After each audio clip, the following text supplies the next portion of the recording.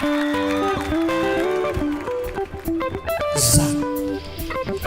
César, Sa.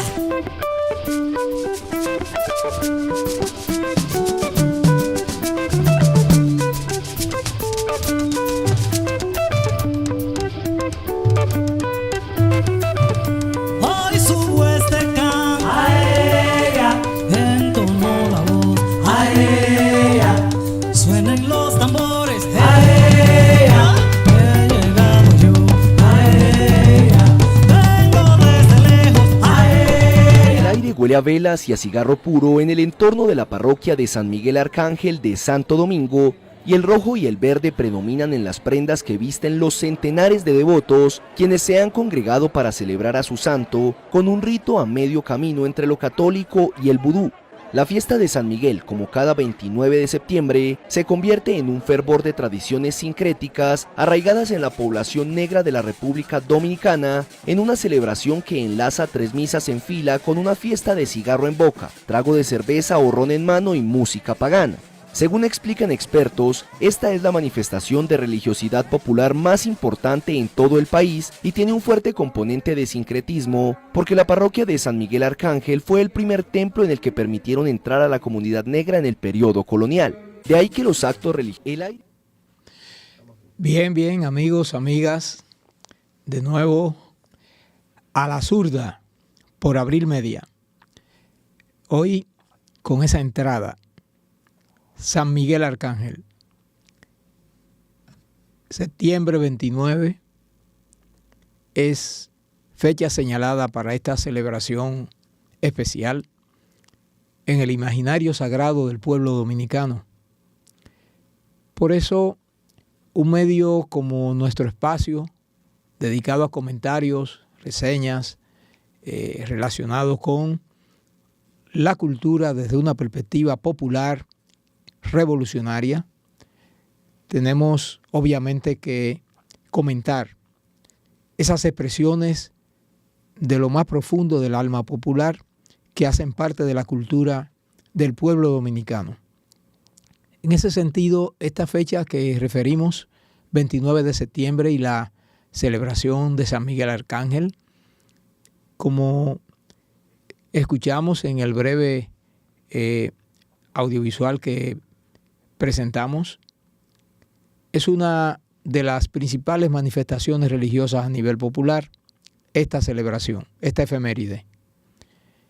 Esto es una expresión muy particular del legado cultural que en el proceso de constitución de la nación dominicana expresa la impronta del coloniaje, de la colonización.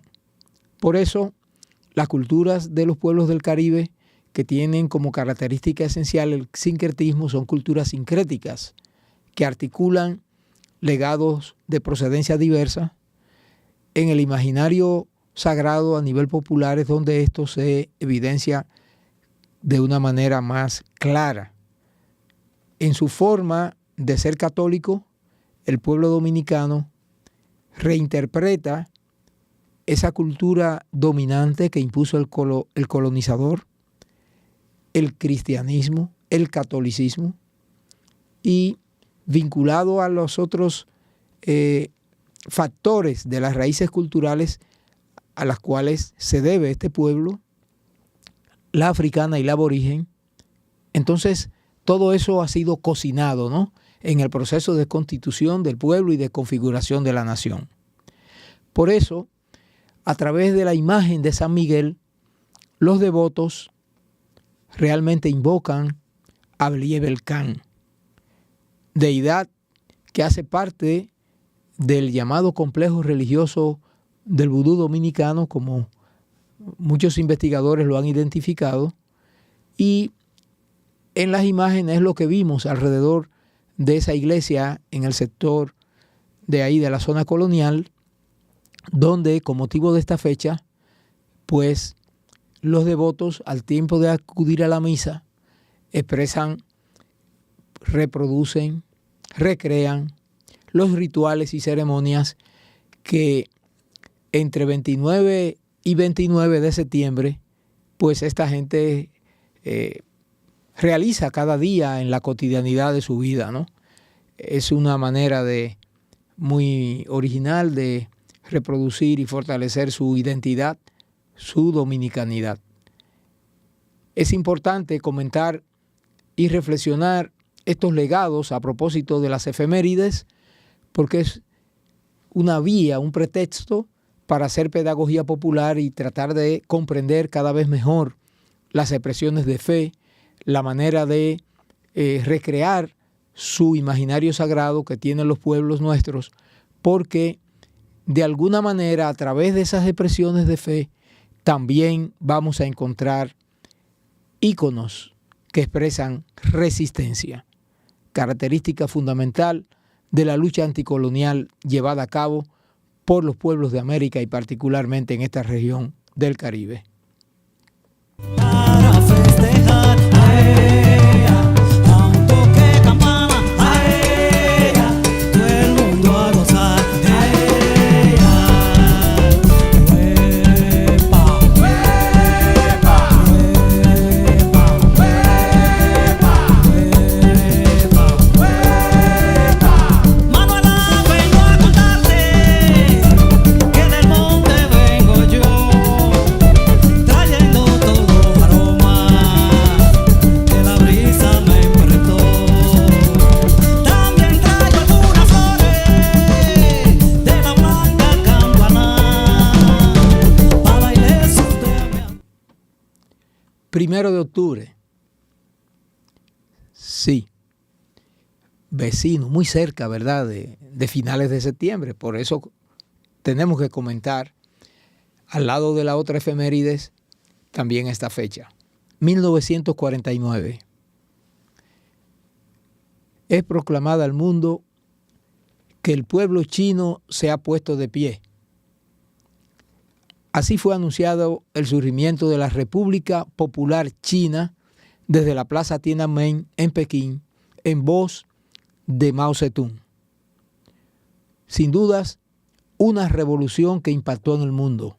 El pueblo chino, luchando contra imperios, dinastías, fuerzas reaccionarias en distintas épocas, con una tradición de lucha y de resistencia, así como su cultura milenaria, ¿no?, que en todo el mundo se admira. Hay que admitir que ciertamente 600 millones de personas entonces protagonizaron una de las revoluciones de mayor impacto en el siglo XX, en la historia de la humanidad. La revolución socialista proclamada en China en ese año desarrolló un proceso que motivó la admiración de la clase obrera, los revolucionarios, los partidos comunistas en todas las latitudes del mundo. Una revolución que reivindicó los derechos centenarios, milenarios de un pueblo que, como se proclamó entonces, decidió ponerse de pie. Si se pasa el balance de las conquistas sociales y económicas de ese proceso hasta mediados de la década del 70, es admisible que ciertamente en China hubo una revolución. En materia de salud, educación, la vida social, el lugar que la mujer comenzó a ocupar en una sociedad donde legalmente la mujer no tenía derechos, más que aquellos que ese hombre patriarcal podía con desdén reconocerle. Era un lugar último en el peldaño de la estructura social, el que ocupaba la mujer en la sociedad china. Indudablemente en China hubo una revolución. Y es importante recordarlo porque hay experiencias ahí para todos los pueblos del mundo. China era llamado el enfermo de Asia. Donde quiera se entendía que todo brote, eso viene de China. Y realmente, si quedan conquistas en esa sociedad en materia de realización social, económica, están vinculadas a ese proceso. Eso es indudable. Sin embargo, hay que admitir también que se trata de un proceso revolucionario, igual que otros, que lamentablemente ha generado decepciones para la clase obrera, los pueblos del mundo, en la medida que China ha devenido en una superpotencia imperialista. No es contradictorio celebrar el triunfo de esa revolución, un 1 de enero de 1949, con el hecho de admitir la amarga realidad de que en este momento, hoy día, ese gran país ha devenido en una potencia imperialista.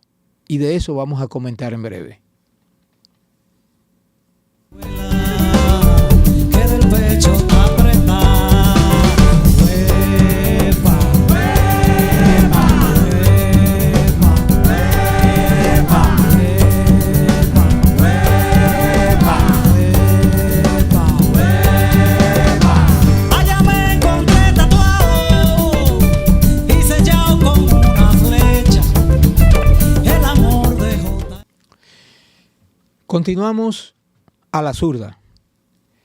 Nuestro segmento a contracorriente, promoviendo la lectura, vamos a compartir fragmentos de escritos de un dirigente revolucionario relacionado con esto que comentábamos antes. Porque China se ha presentado y sigue presentándose como un Estado socialista. Muchos pueblos, la opinión pública, lo asumen como un país socialista. Lo mismo que pasaba con la Unión Soviética, que había sido erigida, se erigió como un país socialista que desarrolló la primera revolución proletaria en el mundo. Así como la Unión Soviética degeneró en un Estado revisionista y se reconstituyó como una potencia imperialista, lamentablemente China anda en esos pasos también. Desde la segunda parte de la década del 70 y particularmente en los años 80, hasta hoy día, ese ha sido el proyecto que se ha estado desarrollando por parte de la dirección china, si bien continúa especulando con el ideal del socialismo. Y queremos ilustrar, a propósito de memoria, ¿verdad?, que generalmente para eso referimos las efemérides en este espacio, unas reflexiones de el compañero, el camarada Enver Hoxha, en el año 71. Decía en su diario: los estadounidenses continúan librando una de las guerras más bárbaras que el mundo haya visto jamás. Pero mientras esa guerra continúa, mientras los Estados Unidos matan y bombardean Vietnam, China mantiene conversaciones secretas con los estadounidenses en las cuales se acuerda que Nixon irá a Pekín. Esas negociaciones vergonzosas, antimarxistas, no propias de camaradas, se llevaron a cabo sin el consentimiento de los vietnamitas. Así reflexionaba el camarada Enver en 1971 a propósito de ese giro que comenzaba a dar la dirección china en el sentido que comentábamos hace un momento. Los chinos creen, continúa Enver Hoxha diciendo, que los demás deben aprobar todo lo que dicen o hacen y que cada palabra o acción suya debe ser considerada un tesoro del marxismo-leninismo aplicable en todas partes. Toda la política exterior de la República Popular China es caótica. Eso escribía el camarada Enver. Y lo que nosotros estamos viendo hoy, que somos testigos de prácticamente el silencio de China frente al genocidio en Gaza, frente a ese crimen atroz contra el pueblo vietnamita, un país que tiene un peso específico en las instancias internacionales como la República Popular China y diplomáticamente emiten alguna u otra declaración, pero realmente no se ha constatado una condena enérgica en los términos que su fuerza puede efectivamente hacer escuchar con respecto a ese crimen. Si a eso agregamos que en el año 1979 China produjo una invasión militar contra Vietnam, contra el Vietnam heroico. ¿Cuál es la diferencia de esa intervención militar china contra Vietnam de la ocupación militar que experimentó, que protagonizó la Unión Soviética contra Checoslovaquia en 1968? En el fondo es lo mismo. Se trata de países, potencias, que se presentan bajo la bandera del socialismo, pero que ya venían renunciando a esa bandera y se habían erigido en potencias imperialistas. Por esa razón, esa agresión china contra Vietnam en el año 79 hay que verla en sintonía con la actitud de China hoy frente a los pueblos que son agredidos por parte del imperialismo norteamericano y otras potencias imperialistas como el caso de Europa Occidental. Hace rato que China, igual que la Unión Soviética, dejó de ser un país socialista, pero especula con esa bandera, especula con ese ideal, y desde su condición de potencia imperialista desarrolla, ¿verdad?, un pugilato, una rivalidad con las otras potencias imperialistas y principalmente frente a Estados Unidos. Por esas razones, hoy más que nunca es pertinente plantearse estas reflexiones de manera que sirva de advertencia para que los pueblos y los sectores democráticos no cometan el error de creer que se puede enfrentar a un imperialismo, a Estados Unidos, por ejemplo, apoyándonos en otro imperialismo, llámese Rusia o China, independientemente de que estos especulen con el ideal del socialismo, porque en esos países ciertamente hubo una revolución, pero esas revoluciones fueron traicionadas. Y es una casta, una clase burocrática que controla esos partidos que se reproducen en el poder del Estado, tanto en Rusia como en China, llamado Estado socialista en el caso de la República Popular China. Hay que aprender las lecciones de la historia, construir mirada crítica, apoyarnos en la teoría, en el marxismo, en el leninismo, para poder comprender las diversas expresiones que tiene el fenómeno del imperialismo en el mundo de hoy. Y cómo, desgraciadamente, países que hicieron una revolución como China, cumple un aniversario, 1 de octubre, hoy, de esa revolución, y lamentablemente están en el campo, en el redil del enemigo. Es necesario reiterarlo, denunciarlo, comentarlo, explicarlo, para que los pueblos, la clase obrera, los revolucionarios, no se permitan ser confundidos por el espejismo que la dirección china continúa enarbolando en nombre del socialismo, una causa que traicionó desde la década del 70. En una mata de Campeche, el monte guarda secretos que usted nunca imaginó.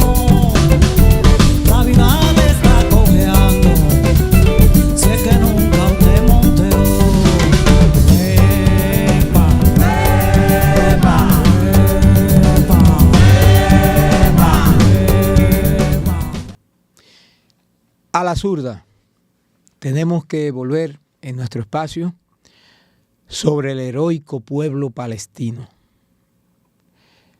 La prensa internacional trae en las últimas horas lo que el imperialismo y sus aliados llaman una propuesta en voz de Donald Trump supuestamente para negociar y solucionar el tema de la guerra actualmente en curso. Ninguna propuesta procedente de un vocero del imperialismo norteamericano podrá efectivamente expresar los intereses del pueblo palestino. Nunca. Sería contradictorio. Sabemos que las grandes confrontaciones políticas y en consecuencia también las guerras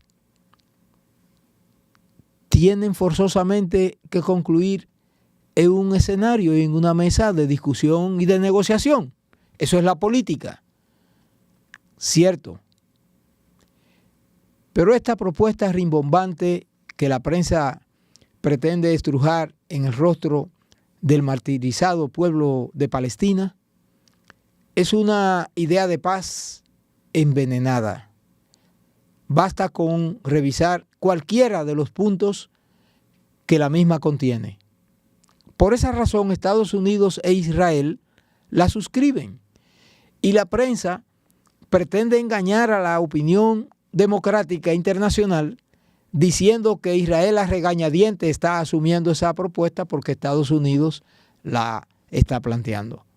Cierto que hay puntos ahí que son muy cuesta arriba para la dirección israelí, pero tomada como conjunto, la propuesta que Estados Unidos está haciendo supuestamente para lograr la paz en Palestina no es más que un caramelo envenenado, como se dice a nivel popular. El pueblo de Palestina, sus organizaciones revolucionarias, son las que están obligando con su resistencia heroica y la solidaridad sin precedentes a escala internacional, son las que están obligando tanto a Estados Unidos como a Israel a hablar de paz. Y lo hacen con esa propuesta como con caramelo envenenado. El solo hecho de que la estén formulando ya es una victoria para el pueblo de Palestina, cuya resistencia heroica ha concitado el respaldo de todo el mundo. En términos inéditos, potencias imperialistas, países imperialistas como Francia, están hablando, están reconociendo al Estado palestino en este momento. Eso no tiene precedentes. Que una serie de países hayan decidido reconocer al Estado palestino cuando durante décadas se negaron a hacerlo. Eso es resultado de la resistencia de ese pueblo. Y esta propuesta de Estados Unidos hay que verla en ese marco, en ese contexto, como un mecanismo para tratar de ganar tiempo y sabotear esa resistencia. Solidaridad. Que se eleve a peldaños ulteriores las voces y las iniciativas de solidaridad con la resistencia del pueblo palestino, que en esos titulares de prensa, en la reciente Asamblea General de Naciones Unidas, evidencia una vez más que es una resistencia capaz no solo de resistir, sino de vencer al enemigo. Que viva la heroica Palestina, una vez más.